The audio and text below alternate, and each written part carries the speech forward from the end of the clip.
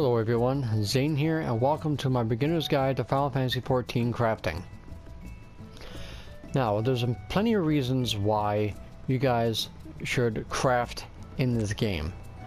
Number one is, of course, gil. We all need gil in this game if it's for teleporting, buying materials, food, gear for whatever class we're leveling. And so crafting is pretty much the best way to gain gil. Another reason you want to become a crafter is to do your own repairs. Now usually anybody who is not a crafter has to go to a mender to repair their gear. As a crafter, you will be able to repair your own gear. And then of course probably the second most important thing is be able to meld your own materia into your own gear. If you're not a crafter, you would either have to have another player meld your gear, or go to a materia melder yourself. So by crafting, you can do all of these things by yourself and not having to rely on other people. Now, how do you unlock your crafting classes? That is simple. All you need to do is be level 10 in the guild that you started the game in. After you do the level 10 class quest, you will be given the permission to join any guild in Final Fantasy XIV. So, there's Goldsmith, Weaver, and Alchemist in Ul'dah. You have Carpenter, Leatherworker in Gridania. Then you have Blacksmith, Armorer, and Culinarian in Limsa Lominsa. All you have to do is go to each guild, talk to the receptionist, go through a little cutscene, and there you go. In order to become that class, all you need to do is equip the manhand tool that they provide you, which is going to be a level 1 weathered, whatever name of the class you're joining. So for Blacksmith, it would be the weathered cross-peen hammer. Now, crafting works on 3 basic stats: CP, craftsmanship, and control. CP stands for crafting points and is the lifeblood of crafting. Without CP, you will not be able to do most actions. Craftsmanship is a stat that increases your progress on an item. Once you reach 100% progress on an item, you successfully make the item. The control stat increases your quality. The higher the quality, the more chances of you acquiring high quality results. Alright, so now let's look at the actions for crafters. So every crafter has a set of abilities from level 1 to level 69. Now, most of these abilities are shared with every other class, but at certain levels, the abilities for each crafting class are different. At level 15, level 50, 37, and 54 would be different for each crafting class. This is the reason why you want to level all your crafters, because these abilities that are different at these levels are required in order to be an efficient crafter. Right, so basically let's look at the basic actions for a crafter. That is basic synthesis and basic touch. All synthesis abilities helps with your progress, the ability to make the item. All the touch abilities increases the quality. Again, the quality, the higher you to 100%, the more chance of you making the results high quality. High quality results comes increased stats on gear, or in cases of potions and foods, increased stats as well. So let's look at Culinarium. See here, let's look at raisins. So completed food items will give you effects, mostly stat boosts. For Disciples of War and Magic, it's going to be stuff like skill speed, spell speed, strength, not strength, determination, critical, all the substats really. Or for craftings, it's going to be CP, craftsmanship, control, and for gatherers it's going to be perception, gathering, and then GP. So as you can see here, normal quality, you have your base stats, but when you make it high quality, the stats increase. That's why making them high quality is always the best choice. But unfortunately, you can't do that until you unlock the touch abilities.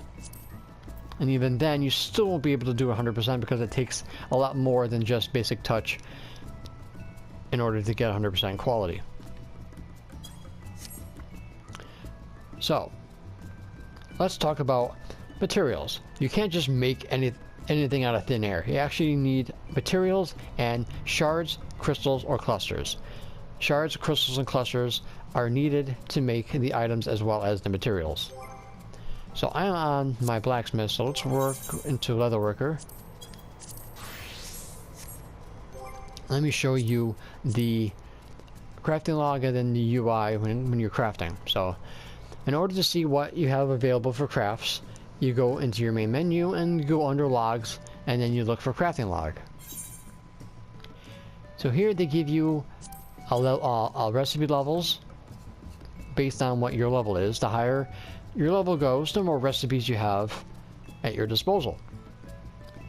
So because I'm a level 6 leatherworker, I have level 1 to level 10 recipes available. So each piece of gear or materials have its own level. If your level of your crafting class is the same as the level that of the item you're making, the progress and quality will increase as normal. If your level is below the item you're making, the progress and the quality of each ability will be reduced slightly. If you're above the level of the item you're making, you'll have increased progress and or quality because you're already mastered those levels of materials or gear. If a piece of gear is way above your skill range, you won't be able to craft it at all. So let's go ahead and go into making the item. So here you have the materials you need. If you have any high quality materials, it will automatically increase your quality by a certain amount. That's why it's sometimes important to use high quality materials if you want to achieve high quality results. As you level up, you only require normal quality. All you have to do is, when you're selecting your materials, just go over to either one, hit the confirm button, and then it will add in whatever quality. If it's high quality, it'll add, like I said, it'll add a certain amount of points. If it's normal quality, then it adds nothing. And of course, you're going to be needing shards, crystals, and or clusters. Crystals is more for the Heaven's Ward and Stormblood, and crystals are more for the end game mats and gear. So most likely you'll be working with shards. Now, as you do your class quests for your crafters, you'll be given shards automatically. And of course, you'll be given shards when you start in the guild. So you'll have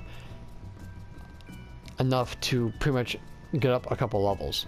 To get more, you can go out there and gather them yourself, go to the market board and buy them off of other people. Or you can, there's other ways of getting shards by either going out and killing elemental sprites and or doing life quests, which is a completely different thing, which I will get in a future video. So shards are always in demand, so you're going to be needing a lot of them. And you also can grow them as well, but that will be for my gardening video down the road. So as a demonstration, we're just going to use normal quality animal skin to make a leather. So here is the UI for crafting. So on the left we have durability, and under you have condition. Now there's 4 different conditions: normal, good, excellent, and poor. If your condition is good and or excellent, any touch abilities that increase quality, you will get a boost in your quality. It's kind of like critting on a Disciples of War and Magic. You crit, you do more damage. Here, on good or excellent, you do more. You get more quality. Now, every action that you do, basically, if it affects your progress and your quality, you will lose 10 durability. If your durability hits 0 before the progress bar is 100%, you will fail and your materials will blow up. So make sure you do not run out of durability, or else you'll just lose everything. Sometimes you'll be reimbursed the items, but that's just all luck. So at level 1, all you will have is basic synthesis. Like I said, all the synthesis abilities increase progress. So we're going to just go ahead and hit it. And as you can see, at 65 craftsmanship, I was able to increase my progress by 19. The more, like I said, the more stats you have, the higher that number will be. And as you can see in the chat log here, the durability decreases by 10. Now, every single time you make an item, you get a check mark next to it. That signifies that you made that item. And you also will get experience points after completing that item for the first time. If you complete it for the first time, you actually get more points of experience than if you were making it for the second or third time. Now, there are ways to increase your experience. If you have these unique items like the Helm of Light that increases experience gained by 20% when level 10 and below, will increase your experience by a lot. So if you have any of those special gear pieces, equip them until you bypass the level that they stop working on. You also can consume food to get an extra 3% experience. Doesn't matter what food it is all you need to do is consume a consumable, and you should have a 3% bonus in the experience for 30 minutes. Or consume twice for an hour. It's always important to have a food buff up at all times. This way you guys can always have boost experience. Or if you have a free company, there is an action that you can activate that will increases your experience points every time you craft. Alright, so let's go back and now let's demonstrate basic touch abilities. Like I said, basic touch abilities, or any touch ability, increases your quality. When that bar, the blue bar, increases to 100%, you will be given high quality results. But always make sure that you are able to finish the progress first, because quality is useless if you can't complete the item. So let's go ahead and start using some basic touches. At my level, it only takes one basic synthesis to get it complete.